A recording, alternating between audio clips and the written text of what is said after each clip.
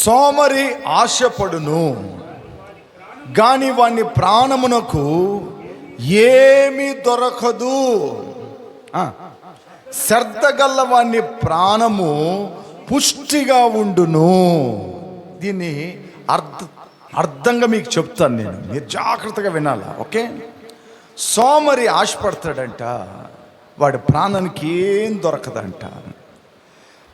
ఈ సోమరులు ఉన్నారు చూడండి, వీళ్ళు ప్రతిదీ ఆశపడతారు, వాళ్ళకి ఏమి రావు, దొరకవు. వాళ్ళకి లోపల ఆశలు కోరికలు కోటలు కడతాయే కానీ ఏది కూడా వారి ముందు జరగటం వీలవ్వదు. ఎందుకంటే వాడు ఆలోచన చేస్తున్న విధానానికి శ్రద్ధం చూపించడు, ప్రయాస పడదామి, ఆమె పరుగులు తీయదు. అయితే ఆమె లోపల ఏముంది ఆశ మాత్రం ఉంది. అందువల్లే వాక్యంలో రాయపడి ఉంది, ప్రభు అంటాడు, సోమరి ఆశపడును గాని వాని ప్రాణమునకు ఏమీ దొరకదు. ఎప్పుడు నిద్రపోతా, ఎప్పుడు స్లీపింగ్లోనే ఉంటా, ఎప్పుడు మన ఉద్యోగం లేకుండా, ఎలాంటి చింత లేకుండా, ఎవరి గురించి ఆలోచన లేకుండా, కాపురాన్ని పట్టించుకోకుండా, ఏంటండి ఉద్యోగానికి కొందరు చూడండి, కొందరు నా దగ్గర అప్పుడప్పుడు చెప్తారు, నాకు పని కోసం ప్రార్థన చేయి. ఇప్పుడు ముందున్న పని ఏమైందంటే పోయిందంటారు, మళ్ళీ ఇంకో పని కోసం ప్రార్థన చేయంటారు. నేను అడుగుతాను, ఎందుకు పోయిందంటే అక్కడ చాలా టైట్గా పని చేపిస్తుండ్రు అటని అంటారు నా దగ్గర. నేను అంటాను, పని అంటే కష్టపడేద్దాం పని, దీంట్లో టైట్ ఏంది, లూస్ ఏంది, మిడిల్ ఏంది, పని అంటే కష్టం ఉంటుంది. ఆ కష్టపడే పనిని జాగ్రత్తగా మనం ఎట్ట తేలిగ్గా చేసుకోవాలన్నది దేవుడి దగ్గర మనం అడగాలి. ఓకే, దేవుడి దగ్గర మనం అడగాలి. దేవుని దగ్గర అడిగి దాన్ని జ్ఞానంగా చేసుకొని మనం సులువు చేసుకోవాలి. కానీ దాన్ని కష్టమని ఎంచుకుంటే ఎట్లా? ఏంటంటే అప్పుడు ఆ పని నాకు వద్దు, ఇంకొక పని కోసం. అప్పుడు ఎట్లాంటి పని కావాలంటే ఓపికగా ఉండే పని కావాలా, కష్టం లేకుండా పని కావాలా, జీతము కావాలా, ప్యాకెట్ నిండా డబ్బులు ఉండాలా, తిరగాల. అప్పుడు కష్టం లేకుండా పనిని కొందరు ఇష్టపడి ఉద్యోగాలకు పోకుండా ఇంట్లోనే గడిపే వాళ్ళు ఉన్నారు. ఎందుకంటే ఇంట్లో ఉండే తల్లిదండ్రులకు చాలా మంచోళ్ళు కాబట్టి 3 పూటలు బాగా అన్నం పెట్టి బాగా పెంచుతారు. కనీసం ఆవన్న పాలిస్తుందేమో కానీ మనిషి ఇవ్వడు. ఇది మీరు నేర్చిపెట్టుకోండి. మేకన్నా ఫలితం ఉంటుంది కానీ మనిషి ఇవ్వలేడు. ఎంత మేపినా మనిషి దాన్ని ఇవ్వలేడు, కష్టం.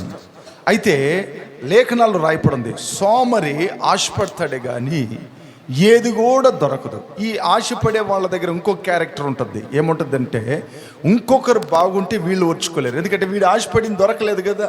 ఇంకొకరు బాగున్నారనుకోండి, అది కుళ్ళుకుంటా వేదన పడతా, అయ్యో నాకు దొరకలేదే, నేను పొందుకోలేదే, నేను తినలేదే, నాకు అనుభవం రాలేదే, నాకని ఇతరులను చూసి అలా కుళ్ళుకునేది ఉంటుందే కానీ ప్రయాసంతో ముందుకెళ్దాం అన్న ఆలోచనలు కొందరికి ఉండవు, ఆలోచనలు రావు అన్నది మనం తెలుసుకోవాలి. కాబట్టి ఇక్కడ రాయబడి ఉంది, శ్రద్ధ గల్లవాణ్ణి ప్రాణం పుష్టిగా ఉండును. అంటే ఎవరికి శ్రద్ధ ఉంటుందో, ఏ విషయమైనా, పణத்துல, வேலையில, குடும்பத்தில், என்னென்ன காரியத்தில் உனக்கு ரொம்ப இன்ட்ரெஸ்ட் இருக்கோ அப்போ நீ மகிழ்ச்சியாக இருக்கும். உங்க உள்ளத்தில் పుష్టిగా ఉంటుంది నీ ప్రాణం. శ్రద్ధ కలిగి నీ లోపల శ్రద్ధ అనే ఒక కార్యం ఉనిందిరంటే నీ ప్రాణం ఎప్పుడు కూడా ఏడవదు, అలజడలబడదు, నీ ప్రాణం అన్నిటి కష్టపడదు, నీ ప్రాణం పల విధాలుగా ఇబ్బంది పాలవకుండా నువ్వు పుష్టిగా ఉంటువంట. ఎందుకంటే నీ దగ్గర శ్రద్ధ అనేది ఒకటి ఉంది. ఆ శ్రద్ధ నిన్నేం చేస్తుంది? అన్నిట్లో ముందుకు తీసుకెళ్ళి నిన్ను బలపరుస్తుంది, నిన్ను అన్నిట్లో తీసుకెళ్ళి నీ ఆశీర్వాదాలు పొందినిపిస్తుంది, అన్నిట్లో నిన్ను తీసుకెళ్ళి ఉన్నత స్థాయిలో నిన్ను నిలబెడుతుంది. ఎందుకంటే శ్రద్ధ అనేది ఒకటి ఉంది నీ దగ్గర. ఆ శ్రద్ధ నిన్ను ఏం చేస్తుంది అంటే గొప్ప స్థాయికి తీసుకెళ్ళిపోతుంది. ఇది గుర్తుపెట్టుకోవాలి. ఇది ఆ శ్రద్ధ గొప్ప స్థాయికి తీసుకెళ్ళిపోతుంది. చూడండి, అబ్దుల్ కలాం మనకందరికీ తెలుసు. మేము ధనుష్కోడికి పోయి ఉన్నాం, రామేశ్వరంలో. ఆయన సమాధి అంతా చూస్తున్నాం. ఎన్నో ఎకరాల్లో ఎన్నో కోట్లు పెట్టి కట్టారు దాన్ని. అద్భుతంగా ఉంది. ఆయన విషయం. ఆయన ఇల్లు చూడండి, చాలా చిన్న ఇల్లు. వాళ్ళ అన్నోళ్ళు పేదోళ్ళే. గవర్నమెంట్లో కష్టపడి పనిచేశాడు, బాగా చదువుకున్నాడు, ముందుకు వచ్చాడు, సైంటిస్ట్ అయ్యాడు, రాకెట్ కనిపెట్టాడు, బాంబు కనిపెట్టాడు, స్ట్రెంత్ కనిపెట్టాడు. హార్ట్లో వేస్తల హోల్లో స్ట్రెంత్. మీరు మొన్న విల్సన్కి చూసుంటారు. మీరు ఆ హార్ట్లో వదిలే ఆ చిన్న ఆ వైర్ని కనిపెట్టింది ఆయన. అదే వల్ల హ్యాండిక్యాప్లకి అంతా వెయిట్ ఎక్కువగా ఉంది, నడవలేకపోతున్నాడని తేలికైన అలిమేని కనిపెట్టింది ఆయనే. ఇట్లా ఆయన ఎన్నో విధాలుగా ప్రపంచం కోసం రాత్రి పగుళ్ళు కష్టపడి పెళ్లి చేసుకోకుండా పరుగులు తీస్తూనే ఉండిండు. ద రీజన్, ఆయన కుటుంబానికి ఆయన స్థాయికి సంబంధమే లేదు. మీకు అర్థమవుతుందండి? ఓ రాయల కుటుంబத்திலிருந்து பிறந்தா ஒரு ராயல் ஆயிடலாம். ஆனால் அவர் ராயல் குடும்பத்தில் பிறக்கலையே, குடிசையில் தானே பிறந்தாரு. எங்கள் அப்பா ராஜாப்பா, அதனால நானும் ராஜா பையன் அப்படின்னு சொல்லிக்கலாம். அது இல்லையே அவர்கிட்ட. ஏன்னா அவர் இரவும் பகலும் படித்து ஒவ்வொரு காரியங்களும் கண்டுபிடிச்சி ஒரு உன்னதமான காரியத்தில் உலக பிரகாரமாக வளர்ந்துட்டாரு. கலைஞர் காலையில் 4 மணிக்கெல்லாம் எந்துக்கு வராமா, சூரியன் உதயிக்கிறதுக்கு முன்னாடி அவர் உதயந்திரு வராமா. அவருக்கு அந்த மாதிரி பழக்கம் ஆமா. நைட்டு தூங்கும்போது 10 மணி 11 12 அப்படி தான் தூங்குவாராமா. அவர் அப்படி தூங்கிட்டு காலையில் எழுந்துக்கு வராமா. உழைப்பு உழைப்பு உழைப்பு உழைப்பு. அதனால தான் அந்த கட்சி தங்கி இருக்கு. அவருக்கான தூங்கின்னு இருந்தாருன்னா அவங்க பையன் சிஎம்ஐ இருப்பாரா, மருமகன் துணை சிஎம்ஐ இருப்பாரா? இருக்க முடியாதுல்ல. இந்த உழைப்பு இருக்குது தெரியுமா, அதுதான் நம்ம பார்க்கணும். அவங்க கேரக்டர்லாம் விட்டுருங்க, அவங்க பண்ணுறதெல்லாம் விட்டுருங்க.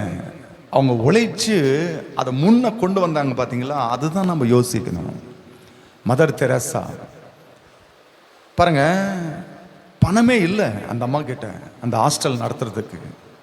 ஒரு காசும் கிடையாது.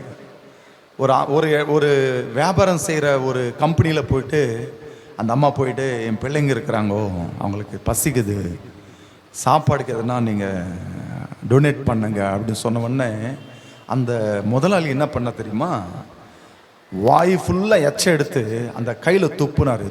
அப்படின்னு துப்பிட்டாரு. அந்த அம்மா சொன்னாங்கோ, இது எனக்காக கொடுத்தீங்க, ரொம்ப சந்தோஷம், என் பிள்ளைகளுக்கு எதனா கொடுங்கன்னு சொல்லிட்டு இந்த கை நீட்டினாங்களாம்மா. அதை பார்த்து அவர் உள்ளம் உடைஞ்சது. யாருமா நீ, நான் இவ்வளோ அசிங்கம் படுத்தினாலும் நீ இவ்வளவா கெஞ்சி கேட்குறியே. அன்னைக்குலேருந்து அந்த டொனேஷன் கொடுக்கறது அவரை இன்னைக்கு வரும் நிப்பாட்டலையாமா அந்த ஆசிரியத்துக்கு. அந்த அம்மா பிரயாசம் பாருங்க, ஒன்றுமே இல்லாத இடத்துல அருமையாக உருவாக்கிட்டாங்க. கல்கட்டா அருமையாக உருவாக்கிட்டாங்க. ஒரு பெரிய அநாதிகளெல்லாம் சாஃப்ட்வேர் ஆகிட்டாங்க, இன்ஜினியர் ஆகிட்டாங்க. அந்த அம்மா எல்லாரும் அரவணைச்சாங்க. ஏன்னா அவங்க கிட்ட இருக்கிற அந்த శ్రద్ధగా పనిచేసేది. అప్పుడు మన శ్రద్ధగా ఉంటే మన ప్రాణం ఎట్టుంటుందంటే తృప్తిగా ఉంటుంది. ఆమేన్ ఆమేన్. మన శ్రద్ధ మనలో ఉంటే சாதிச்சிடுவேன்ப்பா, முடிச்சிடுவேன், கண்டிப்பாக நான் செய்வேன், கண்டிப்பாக கர்த்தர் எனக்கு துணையாக இருப்பார் அப்படின்ற காரியம் வரும். நான் சோம்பேறினா வருமா? வராது. என் மனைவி எப்போ சொல்கிறாங்க, எப்பா எப்போ பார்த்தாலும் நீ தூங்கினே இருக்கிற, நீ வேலைக்கு போக மாட்டேன்ற, வீட்டு வேலை பார்க்க மாட்டேன்ற அப்படின்னு. வீட்டில் நம்மளுக்கு பிரச்சனை இருக்குன்னா நம்ம சோம்பேறிங்க தான். நம்ம உழைக்கிறோமா, வேலை இருக்கும்போது உழைக்கிறோமா, மற்ற நேரத்தில் ரெஸ்ட் எடுக்கிறோமா, அதை நம்ம பார்த்துக்கணும். ஏன்னா நமக்குள்ள அந்த சோம்பேறியை வரவச்சிடக்கூடாது. வரவச்சிட்டோம்னா அவ்வளோதான், வாழ்க்கை முடிஞ்சுது. சும்மா நான் உங்களை சும்மா ஒரு எக்ஸாம்பிளுக்காக நான் உங்களை கேட்டேன்னா நீங்கள் எனக்கு பதில் கொடுக்க முடியாது. சில விஷயங்கள்லாம் ரொம்ப வயசானவங்கெல்லாம் நான் உங்களை கேள்வி கேட்டேன்னா நீங்கள் எனக்கு பதில் கொடுக்க மாட்டீங்க. நான் உங்களை கேட்பேன், நீங்கள் வாழ்ந்தீங்க, எதனா ஒரு நிலம் சம்பாரிச்சிங்களா, ஒரு வீடு கட்டினீங்களா அப்படின்னு கேட்டால் நீங்கள் என்ன சொல்லுவீங்க? என்ன சொல்லுவீங்க? సో ఇదంతా చెప్తారు కానీ నేను అడిగింది చెప్పరు. నాకు దానికి ఖర్చు అయింది, దీనికి ఖర్చు అయింది, అట్టయింది ఇట్టయింది, ఇవన్నీ చెప్తాం మనం. ఇక మనము ఈ విషయంగా నాకు ఖర్చు అయిందని మనం ఎప్పుడు కూడా నేను దీన్ని నేను చేయగలిగినాను అట్లని చెప్పే స్థాయి మనకు రావాలి. ట్రైన్ అప్ మన పిల్లలకి ఎవరంటే మనందా. మనం సాధించినమంటే మన పిల్లలు దానికంటే 200 సాధిస్తారు. మనమే సాధించకపోతే మిమ్మల్ని అడుగుతున్నాడు. இப்போ நானே சரி கிடையாது, நான் என் பொண்ணுக்கிட்ட நான் சொல்கிறேன், என் பையன்கிட்ட நான் சொல்கிறேன்ப்பா நீ நல்லா வாழ்ந்து என்னோட நீ அருமையாக இரு அப்படின்னு. நான் சாதிச்சதனா என் பையன் கற்றுக்குவான், என் பையனுக்கு தெரியும். அது நானே சாதிக்காமல் இருந்துட்டேன்னா கஷ்டம் ஆகிடும். அப்போது நம்ம வாழ்க்கையில் நம்ம எப்போவுமே శ్రద్ధంటారు తెలుసా, దాన్ని తమిళ్ ఏమంటున్నారు, వాంజే. அந்த வாஞ்சை எப்பவுமே இருக்கணும், எல்லா விஷயத்துல இருக்கணும். எல்லா விஷயத்துல இருக்கிறது நம்ம கண்டிப்பா கத்துக்கணும். அமேன் அமேன். எல்லா விஷயத்துல ஒரு வார்த்தையில சொல்லிட்டேன், A to Z எல்லா விஷயத்துல వాంజ என்பது ఉండాలి, శ్రద్ధ అనేది ఉండాలి. దేవుని బిడ్డలారా, నేను ఈజీ కనిపెట్టేస్తా శ్రద్ధ కలిగిన వాళ్ళు ఎవరు, శ్రద్ధ లేని వాళ్ళు ఎవరని చాలా పక్కా కనిపెట్టేస్తాం. ఎవరన్నా ఒకరు నా దగ్గర సాకులు చెప్పి తప్పించుకోవాలని అనుకున్నారనుకోండి, నాకు బాగా తెలిసిపోతుంది వీళ్ళు సోంబేరులరా అట్లని నాకు తెలిసిపోతుంది. వీళ్ళకి వచ్చి అక్కర్లేదు, వీళ్ళకి బాధ్యతలు లేవురా అనేది నాకు ఈజీగా తెలుసు. అంటే తప్పించుకునే మాటలు ఉంటే తెలుసా, ఆ మాటలను బట్టి నేను నేర్చుకునేస్తాను, ఈజీగా నేను నేర్చుకునేసినాను. కాబట్టి నాకు తెలిసిపోతుంది ఇది నిజమా కాదా అన్నది దేవుడు మాకు అది ఇస్తాడు. ఎందుకంటే వేదத்தில் 9 வரங்கள் உண்டு, அதில் ஒரு வரம் பகுத்து அறிகிற அறிவு, மற்றவங்களை அறிகிற அறிவு. அதனால் எனக்கு நல்லா தெரியும், அந்த விஷயம் நல்லா எனக்கு புரியும். அதனால் நிறைய அந்த காரியங்களெல்லாம் இருக்குது, எல்லாம் சொல்லணுன்னா கஷ்டம் ஆகிடும். அதனால் சிலது மட்டும் டக்குன்னு சொல்லிடுறேன், நீங்கள் எல்லாம் நோட் பண்ணிக்கோங்க. ద్వితీయోపదేశ కాండం ఉభాగం, ద్వితీయోపదేశ కాండం 21వ అధ్యాయము 1వ వాక్యం, 28వ అధ్యాయము 1వ వాక్యం. త్వరగా చదవండి.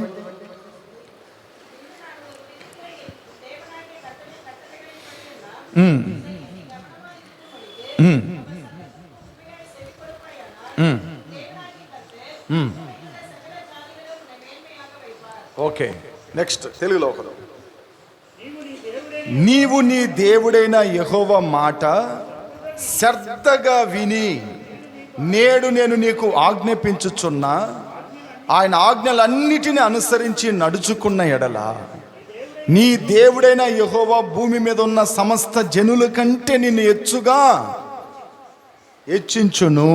సాధు నెంబర్ 1, ఏది నువ్వు శ్రద్ధగా పాటియాలంటే దేవుని వాక్యాన్ని నువ్వు శ్రద్ధగా వినాలి. நிறைய பேர் அதை கேட்க மாட்டாங்க. ஊரு கథలు బాగా వింటారు, సీరియల్ భలే వింటారు, సినిమా డైలాగ్స్ భలే వింటారు, సినిమా సాంగ్స్ బాగా వింటారు. ఎవరన్నా మనల్ని తిట్టిండ్రు అనుకోండి, 30 సంవత్సరాలైనా లోపలనే పెట్టుకొని ఉంటాం. ఎవరన్నా మనల్ని ఒక మాట అన్నారనుకోండి బ్యాడ్గా, ఎవరన్నా మనల్ని దూషించారనుకోండి, పలానా రోజు ఇతను ఇట్లా అన్నాడురా, ఈమె ఇట్లా అన్నదిరా అట్లని చెప్పి అదే మతిలో పెట్టుకొని ఉంటాం. అదే మతిలో ఉంటుంది, గుండెల లోపల ఉంటుంది. నువ్వు ఏది వినాలని వాక్యం చెప్తుందంటే, నువ్వు శ్రద్ధ దేంట్లో చూపించాలంటే దేవుని వాక్యం మీద చూపించాలి. దేవుని వాక్యాన్ని నువ్వు ఎంత శ్రద్ధగా నువ్వు వింటుండవో ఈ భూమిలోనే నువ్వు ఆశీర్వదింపబడిపోతావు. అది చేస్తున్నామని ఆలోచన చేయాలి. నేను చెప్పాను, చదువు లేని వాళ్ళు బైబిల్ ఆడియో తీసుకోండి అని చెప్పాను. ఎవరన్నా చేశారా? చేయలే. నేను ఏది ఆశీర్వాదం పొందుకునే దానికి దారి చూపిస్తున్నానో దాన్ని చేయలే. మీ ప్రయాసాలు ఎప్పుడు వ్యర్థం కానీయకండి అట్లని చెప్తాను అప్పుడప్పుడు. అప్పుడు వాక్యాన్ని నువ్వు శ్రద్ధగా వినాలి. ఇక్కడ చర్చికి వచ్చే రోజు వినేది కాదు మాట, ఎవ్రీ డే ప్రతిరోజు దేవుని వాక్యం నీ చెవుల్లో వినపడతా ఉండాలి. ప్రతిరోజు దేవుని మాటలు వింటూనే ఉండాలి. ఎప్పుడైతే నువ్వు శ్రద్ధగా దేవుని వాక్యాన్ని వింటవో అప్పుడు భూమి మీద దేవుడు నిన్నేం చేస్తాడు? ఆశీర్వదిస్తాడు. నేను విన్నాను కాబట్టి ఉంగరం వేయలా, నేను విన్నాను కాబట్టి సైన్ వేయలా, నేను విన్నాను కాబట్టి దీని కలర్ కొట్ల, నేను విన్నాను కాబట్టిదా సంఘాన్ని ఇట్లా నడిపిస్తున్నాను. నేను విన్నాను కాబట్టిదా నా జీవితంలో కల్చర్లు రానియకుండా కాపాడుకుంటున్నాను, ఆశ్చర్యాలు రాకుండా కాపాడుకుంటున్నాను. నా లైఫ్లోకి ఏది ఆశ్చర్యాలు రాకూడదు. మా పాప మెచ్యూరిటీ అయినప్పుడు కూడా ప్రేయర్ చేసినాం. ఒక చిన్న పరుసుపు కూడా, సందనం కూడా తాకనీయలేదు నేను, పువ్వు కూడా పెట్టనీయలే నేను, పువ్వు కూడా పెట్టనీయల. ఫంక్షన్ గ్రాండ్గా చేయకూడదు, అది నాకు తెలుసు బాగా. మెచ్యూరిటీ ఫంక్షన్ గ్రాండ్గా చేయకూడదు, బైబిల్లోనే రాయలే దాన్ని. అప్పుడు వాక్యాన్ని వింటున్నాను కాబట్టి దాన్ని పాటించుకుంటున్నాను. అప్పుడు వాక్యాన్ని శ్రద్ధగా వినేది మనం నేర్చుకోవాలి. ప్రాముఖ్యమైంది అవసరం. అది మనం వాక్యాన్ని శ్రద్ధగా వినాలి. శ్రద్ధ చూపించేది దేని మీద కాదు, దేవుని వాక్యం మీద శ్రద్ధ ఉండాలి నీకు. అయ్యో ఆయన వాక్యం వినాలిరా, ఆయన మాటలు వినాలి, ఆయన మాటలు నేర్చుకోవాలి. ఆయన మాటల్లో శక్తి ఉంది, ఆయన మాటల్లో జీవం ఉంది, సమాధానం ఉంది. ఆయన వాక్యంలో మనకి నెమ్మది ఉంది. ఆయన వాక్యాన్ని మనము నేర్చుకోవాలి. మనం పాడతాం, నీ వాక్యమే నన్ను బ్రతికించును, బాధలలో నెమ్మదినిచ్చును. అప్పుడు ఆయన వాక్యం మనల్ని బతికిస్తుంది, నెమ్మదినిస్తుంది. అప్పుడు ఆ వాక్యాన్ని మనం వినాలని వినకూడదా? శ్రద్ధగా వినాలని వినకూడదా? ఎవరో ఒక ఆమె చెప్పి నన్ను తిట్టిందని అది శ్రద్ధగా విని లోపల పెట్టుకుంటే అది ఏం వస్తుంది? నీకు పగ వస్తుంది, పోలీస్ కేసు వస్తుంది, జగడాలు వస్తాయి, విరోధం వస్తుంది, నీ లోపల ఒక మృగం వస్తుంది. కోపం అనే మృగం, కక్ష అనే మృగం. ఇదిదా నువ్వు సంపాదించు. నువ్వు శ్రద్ధగా ఆ మాట విని యేసయ్య వాక్యం నీలోకి వస్తే సమాధానం వస్తుంది, నెమ్మది వస్తుంది, జీవం కలుగుతుంది. ఆ వాక్యం నీ లోపల ఉండి ఫలభరితమైన జీవితానికి తీసుకెళ్ళిపోతుంది. లీజన్ దేవుని బిడ్డలారా బాగేనండి, వాక్యాన్ని నువ్వు ఎప్పుడు శ్రద్ధగా వినాలి. శ్రద్ధగా వినేది నేర్చుకోండి. చాలామంది ఇక్కడ వస్తున్నారు ప్రార్థనకి, వాక్యం వినటం లేదు సరిగా. వాక్యాన్ని వింటే వాళ్ళ క్రియలు మారాలి కదా, వాళ్ళ పద్ధతులు మారాలి కదా, వాళ్ళ దగ్గర ఉన్న అలవాట్లు మారాలి కదా, వారి దగ్గర ఉంటున్న ప్రతి విషయం మారాలి కదా. ఒక్కొక్క ఆదివారం ఒక్కొక్క స్టోరీని చెప్తున్నా, ఒక్కొక్క విషయాన్ని నేర్పిస్తున్నాను. బైబిల్లో నాకు తెలిసి 66 పుస్తకాల్లో ఖచ్చితంగా మెసేజ్లు ఎత్తుండా, నేను విడవకుండా ఎత్తున్నా. రూతు గురించి నేర్పించున్నా, తీమోతి గురించి నేర్పించున్నా, ఎస్తేర్ గురించి నేర్పించున్నా, ఎన్ని విషయాలు నేర్పించున్నాను. కొద్దిగా మార్పున ఆ వాక్యం వినటం లేదు సరిగా. చర్చికి పోయినానంటే పోయినాను అంతే. ఇదేంది ఆర్సీ చర్చ, నీ మీద జల్లులు జల్లి ఆశీర్వాదం ఇచ్చిన పోయేసిరా పో అనేదానికే. ఏంటంటే వాక్యాన్ని వినాలి. ఆ వింటే మనం గొప్పోళ్ళం అవుతామంట. వినలేదు కాబట్టి ఇంకా అన్నే ఉండం. మనం స్థాయి ఎదగలేదు అంటే వాక్యాన్ని శ్రద్ధగా మనం లేం. భూమి మీద ఉన్న సమస్త జనుల కంటే నిన్ను ఎచ్చుగా దేవుడు పెట్టాలంటే నువ్వు శ్రద్ధగా ఏం చేయాలా? దేవుని వాక్యం వినాలి. నెంబర్ 1. నెంబర్ 2, తీతు రాసిన పత్రిక 3:8. తీతు రాసిన పత్రిక 3:8 పుదు ఏర్పాడు. తీతు రాసిన పత్రిక 3:8 చదవండి అమ్మా. 3:8 படிங்க.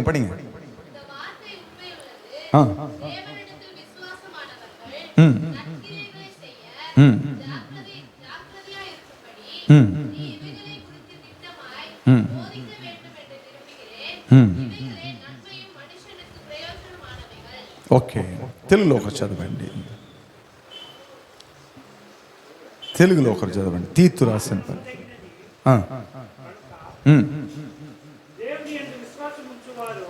ఈ మాట నమ్మదగినది గనుక దేవుని యందు విశ్వాసముంచువాడు సత్క్రియలను శ్రద్ధగా చేయుటయందు మనసు ఉంచునట్లు నీవు ఈ సంగతులను గురించి దృఢముగా చెప్పుచుండవలనని కోరుచున్నాను.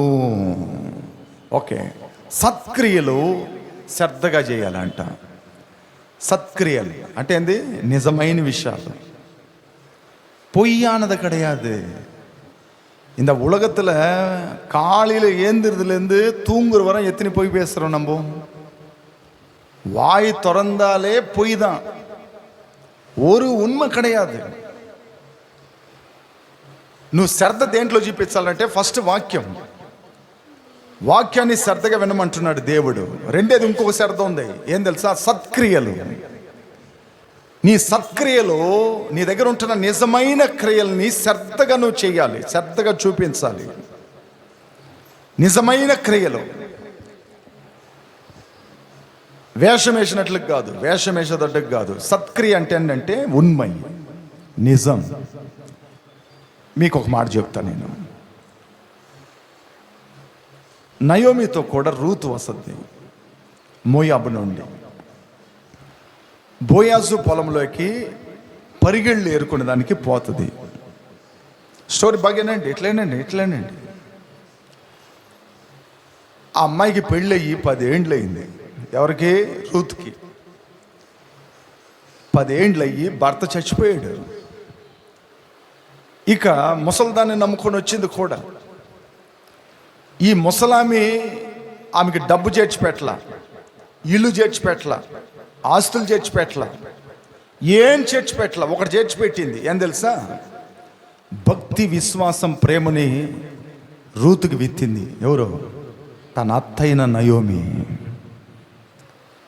తన దేవుడు ఎంత శక్తి కలిగిన వాడో, ఎంత నిజాయిస్తుడో, ఆయన ఎప్పుడు చేయి వదలడన్నది ఆ నమ్మకాన్ని, విశ్వాసాన్ని, దృఢాన్ని తన కోడలికి నేర్పించింది. తన చెల్లెలు ఇంటికి వెళ్ళింది. అమ్మాయి, నువ్వు కూడా పోవచ్చు కదా, మీ చెల్లెలు పోయింది, నువ్వు కూడా పోవచ్చు కదా. లేదత్త, నేను పోను. ఏమే? మీరు ఆరాధిస్తున్న దేవుడు గొప్పోడు, శక్తి కలిగిన వాడు, అది నాకు నచ్చింది, అందువల్ల మీతో వస్తున్నాను. అయ్యో, మీకు తెలిసిందంట, ఇప్పుడు మనసు కుదిరింది నాతో కూడా వచ్చేదానికి. నా కోడలికి మనసు ఉందా లేదని కనిపెట్టేదాని కోసమే భలే మాట్లాడింది ఆమె. నేను ఇంకో రోజు నేర్పిస్తాను మీకు.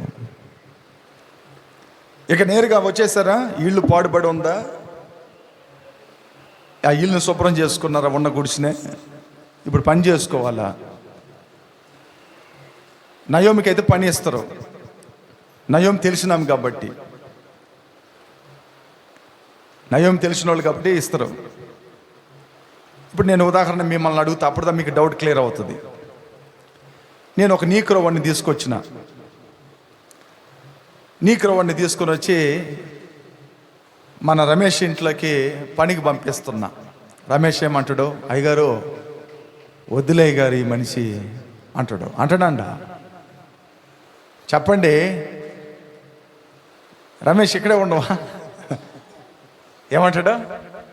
నీక్రోవాడు ఎట్టుంటాడు? చూడటానికి భయంకరంగా ఉంటాడు. అయ్యగారు ఇంకెవరన్నా ఉంటే పంపించండి అయ్యగారు, ఈ మనిషి వద్దు అయ్యగారు, ఈ మనిషి మన దేశస్తుడు కాదు అన్న గిల్టీ లోపల ఉంటుంది. ఇప్పుడు మోయాబురాలైన రూత్ వచ్చింది. ఇప్పుడు ఈమెకి పని ఇచ్చేది ఎక్కడ పోయినా అక్కడ పని ఎవరు? ఏంటంటే కొత్త ముఖము, కొత్త వ్యక్తి. ఇప్పుడు పని చేయటం కష్టం. అందువల్ల పరదేశిలాగా ఏరుకునేదానికి పోయింది పొలంలో. ఏరుకుంటా ఉండేలేకే బోయాజు చూసి పన్నుని అడిగాడు, రే ఆ అమ్మాయి ఎవర్రా మన పొలంలో కింద పడేసి ఏరుకుంటుంది? అయ్యా, ఆమె నయోమి కోడలు. నయోమి వచ్చింది ఇక్కడికి, మన ఊరికి వచ్చేసింది, తనతో పాటు వచ్చింది తన కోడలు. కాబట్టి ఇప్పుడు ఆమె పరిగిళ్ళు ఏరుకుంటుంది నాయన అటని చెప్పగానే ఆ పని చేసే వాళ్ళకి చెప్పాడు, ఒరే వాళ్ళు ఏదో కష్టంతో వచ్చినట్లుగా ఉన్నారు, ఒక 4 ఎక్స్ట్రాగా పడేయండి రా కింద కోసేటప్పుడు. రే పిసనర్లా వెళ్ళారా, మొత్తం కోసుకొని రాకుండా 4 పడేయండి రా వాళ్ళకి అటని చెప్పాడు. వాళ్ళు కూడా అట్నే పడేస్తే ఇంత కొవ్వు వచ్చింది. ఇంటికి తీసుకెళ్ళి శుభ్రంగా జాలించి 2 రొట్టెలు చేసుకొని తిన్నారు. అడిగింది అత్త, అమ్మాయి ఎక్కడికి పోయినావు నువ్వు, ఇంత ఎట్ట దొరికినాయి నీకంటే, ఎవరో ఒక ఆయన మంచోడు, ఆయన పొలంలో ఏరుకుంటే ఇది ఇచ్చేయడమ్మా, ఎక్కువగా దొరికింది. ఆయన పేరు ఏంటంటే పలాని పేరు అమ్మ అంటే, అమ్మాయి వాడు మన బంధువు అవుతాడు. వాడు ఏమవుతాడు, మన బంధువు అవుతాడు. ఆ తర్వాత బోయాజు ఎవరు తెలుసా, ప్రభు అయిన యేసుక్రీస్తుకి గుర్తు. ஆண்டவராக இயேசு கிறிஸ்துக்கு ஒப்பாக இருக்கிறார். யாரு? బోయాస్. ఈ రూతు వెళ్ళి ఒక రాత్రి పొలాలన్నీ పండిన తర్వాత బస్తాలకేసి గుడౌన్లో పెట్టి రేపు మార్నింగ్ అన్నీ సంతకు తీసుకెళ్ళాలా, అక్కడ స్టే చేసి నిద్రపోతా ఉంటే ఆయన కాళ్ళ దగ్గరికి పోయి కూర్చొనింది ఈ రూతు. బాగేనాలా? ఇదిలో ఈ సంగతి మళ్ళీ చెప్తాను. Okay, that done. ఆమె ఈ విషయంగా వచ్చి ఆయన దగ్గర బతిలాడుతూ ఉండేటప్పుడు, అంటే పాదాల దగ్గర కూర్చుంటామంటే దాని అర్థమైంది యేసయ్య పాదాల దగ్గర కూర్చొనిందని అర్థం. దానికి అర్థం ఇప్పుడు వెంటనే మా పరిస్థితులు ఎట్లున్నాయి అయ్యా అట్లని ఆయనతో చెప్పగానే ఆయన అన్నాడు, రూత్, నీకు ముందున్న ప్రవర్తన కంటే నీ సత్ప్రవర్తన ఎక్కువగా నేను చూశాను. చెప్పలు కొట్టండి. ఇంటికి వెళ్ళి చదువుకోండి, పోయి 10 సార్లు చదవండి అని అంటాడు. నీకు ముందున్న వాటికంటే ఇప్పుడు నీ సత్క్రియలు, నీ నిజమైన అలవాట్లు నాకు పెద్దగా కనపడి రోత్, ఖచ్చితంగా నేను నీకు న్యాయం చేస్తాను, ఖచ్చితంగా నేను నిన్ను ఆదుకుంటా. ఏదంటే నీ సత్క్రియలు నాకు పెద్దగా కనపడి. ఇప్పుడు మీకు ఉదాహరణ చెప్తా. అనుకుంటే ఎవరన్నా గీటుగోట్లు లేకొని పోవచ్చు కదా, లేదా వాళ్ళ నాయనింటికి పోయి ఇంకో పెళ్లి చేసుకొని బతుక్కోవచ్చు కదా. అనుకుంటే ఇంకేదన్నా ప్రయత్నం చేసి రెడ్ లైట్ ఏరియా పెట్టుకోవచ్చు కదా, ఇంకేదన్నా ప్రయత్నం చేసి వేరే వంక తిరిగి ఉండొచ్చు కదా, మోసపు మాటలు మాట్లాడి కవర్ చేసి ఉండొచ్చు కదా. ఇప్పుడు ఏమీ లేదు కదా ఆమె దగ్గర.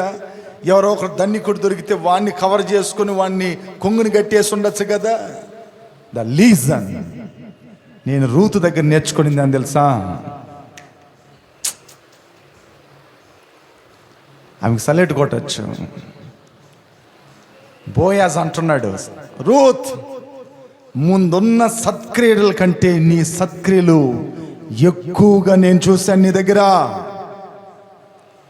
అంటే అంత నిజంగా ఉన్నావు నువ్వు, అంత నమ్మకంగా ఉండవు నువ్వు. నీ మాట కానీ, నీ ప్రవర్తన కానీ, నీ అలవాట్లు కానీ, నీ గుణలక్షణాలు కానీ అన్నిట్లో నువ్వు పర్ఫెక్ట్ అంటున్నాడు.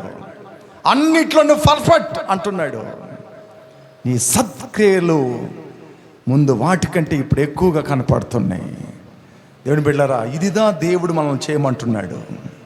నీ దగ్గర ఉన్న నీతిని ఇంకా నీతిగా ముందు కొనసాగి, నీ దగ్గర ఉన్న నిజాన్ని ఇంకా ముందు కొనసాగి, నీ దగ్గర ఉంటున్న మంచి క్యారెక్టర్, పవిత్రతను, పవిత్రమైన విషయాలను, నమ్మకమైన విషయాలను ఇంకా నువ్వు శ్రద్ధతో ముందుకు తీసుకురా అంటున్నాడు దేవుడు. మనం ఏం చేస్తున్నాం? మంచి అన్ని పాతిపెట్టి చెడ్డ వాటిని బయట ఎలగక్కుతా ఉండం. అందువల్ల తీతు దగ్గర అంటాడు, తీతు దగ్గర దేవుని వాక్యం రాయపడి ఉంది, దేవుని అందు విశ్వాసం ఉంచువారు సత్క్రియలను శ్రద్ధగా చేయాలి. ఎప్పుడు మంచి విషయాలను శ్రద్ధతో చేయండి. ఆమేన్, ఆమేన్. గొడవలు వేసేది మంచి విషయం అండి. దానికి ఎంత శ్రద్ధగా కొంగు కట్టుకొని పోతాం. ఉండో తేల్చేస్తా. పోలీస్ స్టేషన్కి పోయేది మంచి విషయం అండి. పోలీస్ స్టేషన్కి పోయేది మంచి విషయమా? ఉండో తేల్చేస్తా. పోయేసి నా సంగతి ఏందో చెప్పాలి వాళ్ళకి, నేను ఎలాంటి ఉన్నో చూపించాలి వాళ్ళకే. అట్లని కొంగు కట్టుకొని పోలీస్ స్టేషన్కి పోయేవాళ్ళు ఎంతమంది? నన్ను ఒక మాట అన్నారా, రా పోయి అడగదాం రా, కొంగు కట్టుకొని అంతలో వెళ్ళేది. వాక్యం చెప్తుంది, నీ దగ్గర మంచి క్యారెక్టర్ల మీద శ్రద్ధను చూపించుకో, బ్యాడైన వాటిని వద్దు, బ్యాడైన వాటిని వద్దు. దానికి ఇంట్రెస్ట్ చూపిపక్క, దానికి ఇంట్రెస్ట్ చూపించిన వాటి నీ లైఫ్ పాడైపోతుంది. కాబట్టి ఇంట్రెస్ట్ చూపించుకోకుండా ఉండు అంటున్నాడు. ఓకే, ఆఖరిగా ఒక మాట చెప్పి ముగిస్తాను. చూడండి, ఎఫెసీయులకు రాసిన పత్రిక 4వ అధ్యాయము,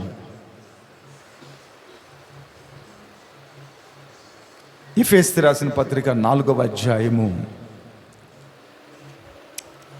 2వ వాక్యాన్ని చదవండి.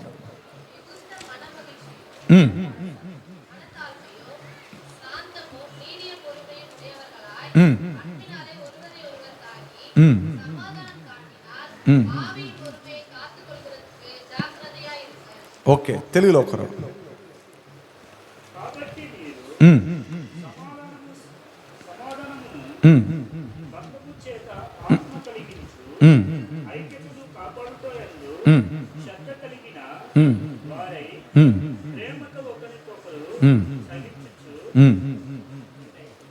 Okay, one second. 4:2 కదా చదివారు అయ్యా? ఓకే, ఇప్పుడు చదువు నాయన. కాబట్టి మీరు సమాధానము సంబంధము చేత ఆత్మ కలిగించు ఐక్యమును కాపాడుకున్నట యందు శ్రద్ధ కలిగి వారై ప్రేమతో ఒకడొకడు సహించుకొనుచు సాధు. ఆత్మ సంబంధమైన ఐక్యతను కాపాడుకొనుట యందు శ్రద్ధ కలిగి ఉండాలంట. రిలేషన్షిప్లో మన రిలేటివ్ అందరి దగ్గర, మన బంధుత్వం దగ్గర, మన ఉద్యోగంలో, మనకు కలిగిన అందరి ఎదుట మన సహవాసం, మన ఒక రిలేషన్షిప్, దాన్ని జాగ్రత్తగా శ్రద్ధతో కాపాడుకోవాలన్నట. ఎంతమంది అట్లా మనం చేస్తున్నాం? ఎంతమంది అలాంటి కార్యాలు మన దగ్గర ఉంటున్నాయి? పోగొట్టుకుంటున్నామా? ఆ సహవాసాన్ని పోగొట్టుకుంటున్నామా, కాపాడుకుంటున్నామా? నువ్వు శ్రద్ధను చూపించేది ఎక్కడంటే ఐక్యతని కాపాడుకోవాలంట. ఏం కాపాడుకోవాలా? ఇప్పుడు భర్త నువ్వు భార్య వద్దని చెప్తే అక్కడ ఏమవుతుంది? ఎడబాపు వచ్చేస్తుంది. భార్య భర్తను వద్దన్నా ఎడబాపు వస్తుంది. పిల్లల్ని వద్దని చెప్పినా ఎడబాపు వస్తుంది. ఈ ఎడబాపు గురించి 4 మాటలు చెప్తాయినండి. కెట్ట కుమారుని కథ ఎత్తిని పెరిగి తెలియం. నల్ల సండ పుట్టారు ఎవరు? ఇచ్చేయి, నా డబ్బులు ఇచ్చి నాకు ఇచ్చేయి, నీకు నాకు సంబంధం లేదు, నువ్వు ఎవడో నేనేవడనో, నా కాలంలో నాకు బతుకుని తెలుసు, నాకు అంత తెలివి ఉంది, నాకు అంత టాలెంట్లు ఉన్నాయి, నన్ను మించిన వాళ్ళు ఇంకెవరు లేరు అట్టని బడాయి మాటలు మాట్లాడాడు. ఎవరు? తప్పిపోయిన కుమారుడు. ఏం మాట్లాడాడు? తప్పిపోయిన కుమారుడు బడాయి మాటలు మాట్లాడాడు. మాట్లాడి ఏం చేశాడు? అంత పోగొట్టుకొని, బాగా తన్నించుకొని, బాగా నష్టపోయి, తినటానికి తిండి లేక పిచ్చోళ్ళలాగా అయిపోయి, పరిస్థితులు దారుణంగా మారి, అడుక్కొని తినే, ఆ ఒక పందులు తినే, పొట్టు తినే బతుక్కొచ్చేసాడు. ఐక్యతలో ఉన్నప్పుడే కరెక్ట్ కాపాడుకోవాలి కదా దాన్ని. అది వద్దని పెద్దగా విరజిమ్మినవు. ఇప్పుడు పరిస్థితులు ఏమైనాయి? దేవుని బిడ్డలారా, ఐక్యతని ఎప్పుడైతే మనం వదిలేసుకుంటామో అక్కడ నష్టాలు కలుగుతాయి మనకి. మిమ్మల్ని అందరినీ వదిలేసుకుంటే మందిరం నాకేం జరుగుతుంది? ఏంటున్నారా? మీకు అర్థమవులేని చెప్తున్నా నేను. ఐక్యతతో ఉండటం అనేది చాలా అవసరం. పోయిన బుధవారం కూడా పాస్టర్ మా ఐక్యత గురించి చెప్పించింది అందరికీ. ఒక ఐక్యత ఏనుటి ఉండాలి. దేవుని బిడ్డలారా, మనము సహోదరులు మీ ఐక్యతతో ఉండటం, కాపాడుకునే దాన్ని శ్రద్ధగా మనం ఏం చేయాలా? పోగొట్టుకోకూడదు. ఎప్పటికైనా అవసరం అవసరం, చర్చ్ అవసరం, ఎప్పటికైనా మనకుంటుంది. అప్పుడు ఎవరి ముందు మనం తలదించుకోకుండా ఉండాలంటే ఐక్యతను మనం ఏం చేయకూడదు, పోగొట్టుకోకూడదు. ఈరోజు నోరు జారేసినవంటే ఇంక లైఫ్లో ఇంక నువ్వు ఎక్కడ పోయినా తలదించుకునే సహవాసాన్ని, అంటే నోరు జారేయటం అంటే సహవాసాన్ని పోగొట్టుకోవటం. నోరు జారేసినమంటే సహవాసం పోయింది. ఇంకా దేవుని బిడ్డలరా, అప్పుడు మన సహవాసాన్ని కాపాడుకునే దానికి శ్రద్ధని ఏం చేయాలంట, చూపించాలంట. బైబిల్లో ఒక ఆయన శ్రద్ధ చూపించింది, మీకు అందరికీ తెలుసు. ఇస్కరేతు యూదా, ఒక ఆమె పరిమళ తైలం తీసుకొని వచ్చి జీసస్ మీద పోసింది. $5,000 అయ్యి, ఒక నెలంతా కష్టపడే జీతం అది. ఆమె వేస్ట్ చేసింది, యేసయ్య తల మీద పోసేసి. ఒక ఆయనకి లోపల రగిలిపోయింది. ఆయన ఎవరు తెలుసా? ఇస్కరేతు యూదా. ఆమెను ఒక మాట అన్నాడు, ఏమ్మా నీకు బుద్ధి ఉందా లేదా? నష్టం చేసేసావా దీన్ని? ఇది ఎవరికన్నా అమ్మి పేదలకి ఇవ్వచ్చు కదా, ఒక 3 పూట్ల అన్నం తింటారు కదా. ఒక నెల జీతం అది. ఒక నెల జీతాన్ని తీసుకొచ్చి నేను ఎంత దారుణంగా చేసేసినవే, ఆయన తల మీద పోసి వేస్ట్ చేసినవాడిని. యేసయ్య అన్నాడు, ఒరేయ్ ఆమెను ఏమనబాకండ్రా, వదిలేయండిరా అన్నాడు. ఈ మాట అన్నాడు. ఎందుకన్నాడు యేసయ్య తెలుసా? నా భూస్థాపన నిమిత్తంగా ముందుగానే నాకు సెంటు కొట్టేసింది. నేను చచ్చిపోతే ఎట్ట కొడతారు కదరా మీరు సెంటు నా మీద, ఈ బాడీ వాసన రాకూడదని ఆ ముందుగా చేసింది. ఆమెను ఏమన్నా అనబాకంట, వదిలేయండిరా అన్నాడు. అట్లా తర్వాత కింద చదువుకొని వస్తే అక్కడ రాసి ఉంటుంది, వాడు దొంగై అది అమ్మి వాడి సంచిలో పెట్టుకునే దానికి అంత అక్కడితో మాట్లాడిండు. వాడికి దోచుకునే దాంట్లో శ్రద్ధ ఎక్కువ. ఎవరికి? ఇస్కరేతు యూదాకి. ఏదన్నా పని అవ్వాలంటే కొందరికి శ్రద్ధ ఉంటుంది చూడండి, అవన్నీ నమ్మకండి దయచేసి. వాళ్ళ మాటలు, వాళ్ళ విధానాలు, వాళ్ళ అవసరతలు మన దగ్గర 10 సార్లు తిరిగేది, 10 సార్లు ఎగిరేది, 10 సార్లు ఫోన్లు చేసేది, అక్కడికి మాత్రమే వాళ్ళు శ్రద్ధను చూపిస్తారు. అక్కడ తీరిందా, నువ్వు ఎవడవో నేను ఎవరినో, నువ్వెవడవో నేనెవడినో అన్నీ మర్చిపోయేస్తారు. ఒక్క నిమిషంలో అట్ట కన్ను రేపపాటున మర్చిపోయేస్తారు అన్నీ. వారు అక్కరగా చూడండి ఎంత శ్రద్ధను చూపిస్తారు చూడండి, ఎంత అవసరతలు చూపిస్తారు. అన్నం తింటవా, టీ తెచ్చానా, ఇంకేదన్నా తెచ్చి ఇచ్చానా, ఇంకేదన్నా చేసానా, అట్లని ఒక్కొక్క స్టెప్ బై స్టెప్ వస్తుంది. అప్పుడే మనం అనుకోవాలి, బాగా మునగ చెట్టు ఎక్కెత్తున్నారా అని. బాగా మునగ చెట్టు ఎక్కెత్తున్నారు, మనము ఒకరోజు పడతాం మనం ఖచ్చితంగా. మునగ చెట్టు ఎక్కినోడు ఎవడు పైన ఉండడు, కింద పడతాడు ఖచ్చితంగా. ఎందుకంటే కొమ్మలు ఎరగతాయి. మురంగ మరతల ఏర్రా வந்து கீழே விழுந்துருவான் கண்டிப்பா. అప్పుడు మన మీద అక్కరున్నట్లుగా కొందరు చేస్తారు, వాళ్ళు నటించేది. అది నిజమైన ప్రేమ ఏం చేస్తుంది తెలుసా? ఉన్నా లేకపోయినా నిజంగా మన దగ్గర నిలబడుకొని మన దగ్గర ఉంటుంది. ఇదిదా నిజమైన ప్రేమ. నటించే ప్రేమ వ్యత్యాసంగా ఉంటుంది, వేరే వేరే కోణాల్లో ఉంటుంది. యేసయ్య ఆ వాక్యంలో చెప్పాడు, వీడి శ్రద్ధతో కాదు వీడు అనింది, ఏదో పేదలకి ఏదో 4 ధర్మాలు చేసేదానికి కాదు, వీడు ఆ డబ్బుని సంచులు వేసుకునేదానికి కదా, వీడి దగ్గర ఉన్న డబ్బులు పెట్టుకోవాలనే దానికోసందా, వీడు బాగా 4 అంగట్లు తినేదానికి కదా, వీడు 4 హోటల్కి తిరగాలనిదా, వీడు ఇంత శ్రద్ధను చూపిస్తున్నాడు అన్నాడు. అట్లా శ్రద్ధను ఏమి ఎదురు చూడకుండా శ్రద్ధను చూసిన ఒక ఆమె ఉంది బైబిల్లో. ఎవరు తెలుసా చెప్పండి? ఎలీషా దగ్గర ఒక ఆమె సునేమీరాలు. చెప్పండి, సునేమీరాలు తెలుసా మీకు? ఆయనకి ఇల్లు కట్టించింది, ఆయనకి దీపం పెట్టింది, మంచం వేసింది, పీట పెట్టింది, బల్ల పెట్టింది. ఆయన గిల్గాకు వచ్చేటప్పుడల్లా ఆయన ఇంటికి పిలిపించి అన్నం పెట్టింది ఆ ముసలాయనకి. వెంటనే గెహజీని పిలిచాడు, అడుగుతాడు, రై ఆమె మన మీద ఇంత అక్కరుందే, ఎవరికి రాని అక్కరానికి వచ్చిందిరా, ఎందుకు వచ్చిందని అడిగాడు ఆ ప్రవక్త. ఆ మనోడు చాలా తెలివి కల్లోడు, అన్ని వసూలు చేసి పెట్టుకున్నాడు.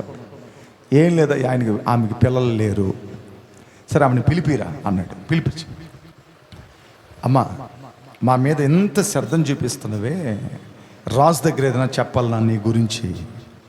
కాదు నాయన, కాదు. మరి ఎందుకు ఇంత శ్రద్ధ? మాకు ఇల్లు కట్టించావు, మేము వచ్చినప్పుడు ఇక్కడ మమ్మల్ని ఉండమంటున్నావు, భోంచేయమంటున్నావు. నాయన, నా తండ్రిలాగా ఉన్నారు మీరు. రెండోది, మీరు దైవజనులు, మీరు నా దైవజనులు అయ్యా.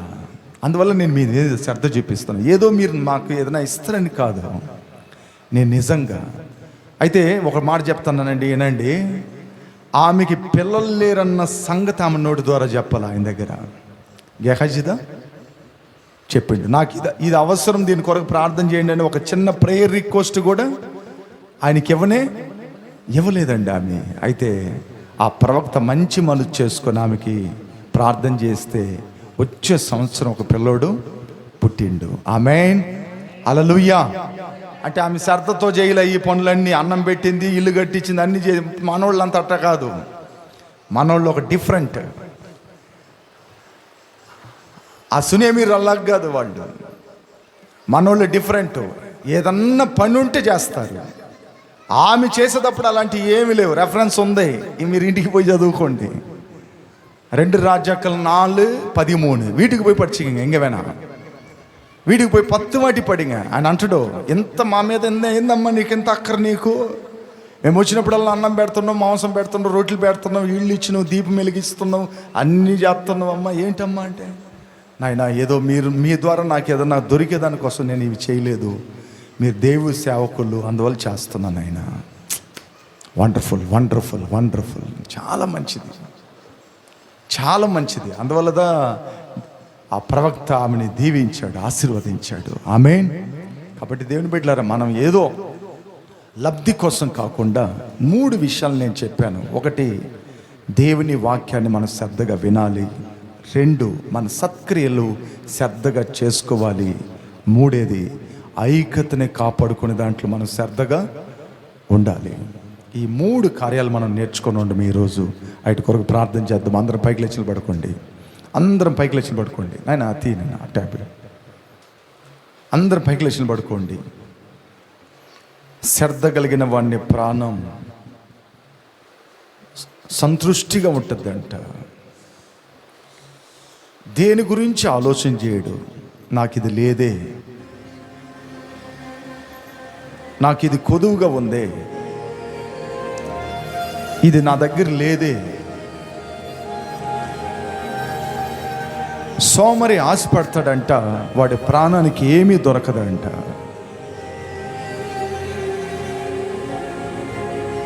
బద్ధకమైన అలవాట్లు మనలో ఉంటే, సోమర్తనాలు మనలో ఉంటే మన జీవితాలు మనం కట్టుకోలేము.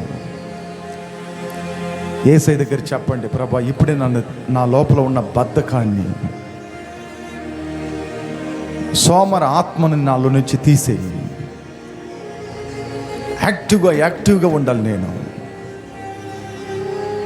నేను ఎల్లప్పుడూ యాక్టివ్గా ఉండాలయ్యా, అది నాకు నేర్పించు.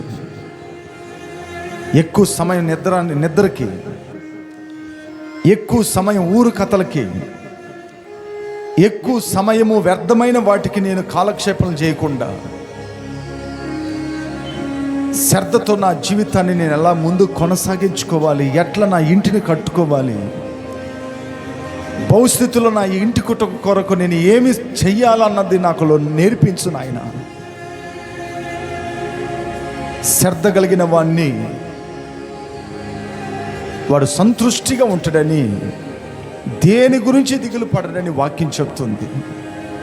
ఎందుకంటే నువ్వు ఉన్నవని ప్రభువా, నువ్వు తోడై ఉండవని, నువ్వు బలంగా ఉండవని నీ సన్నిధిలో మేము ప్రార్థన చేస్తున్నాం. ఈరోజు 3 కార్యాలు మేము నేర్చుకున్నాం. నా వాక్యాన్ని మీరు శ్రద్ధగా వినండి అన్నారు.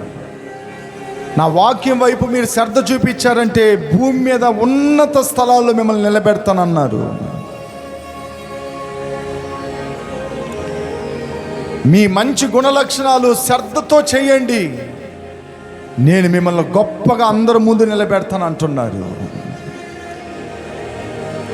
కీడు కోసము శ్రద్ధను చూపించబాకండి, వ్యర్థమైన వాటి కొరకు శ్రద్ధలు చూపించబాకండి. నా కార్యాల కొరకు, సత్క్రియల కొరకు, పవిత్రమైన వాటి కొరకు శ్రద్ధను చూపించండి అంటున్నారు. అట్లా మేము మా నీతి క్రియలకు మేము శ్రద్ధను చూపించే వాళ్ళగా మమ్మల్ని మార్చయ్యా. ఐక్యతను కాపాడుకునే దానికి శ్రద్ధను చూపించండి అని 3వ మాట చెప్పారు. మా కోపం, మాలో ఉంటున్న అసూయ, మాలో ఉంటున్న చెడ్డైన గుణలక్షణాల వల్ల మేము అందరినీ పోగొట్టుకుంటున్నాం, అందరినీ మేము కోల్పోతున్నాం. కాబట్టి మేము అలాంటి కార్యాలు లేకుండా శ్రద్ధతో నీ దగ్గర ఉండటం మాకు నేర్పించయ్యా. ఐక్యతను కాపాడుకునే వాళ్ళగా మమ్మల్ని మార్చండి. భార్యాభర్తల మధ్యలో, తల్లిదండ్రుల పిల్లల మధ్యలో, ఉద్యోగంలో, అన్నిట్లో మేము ఐక్యతను కాపాడుకోవాలి. ఆ కృప మాకు దయచేయమని యేసయ్య నామములో ప్రార్థిస్తున్నాను తండ్రి. ఆమేన్, ఆమేన్.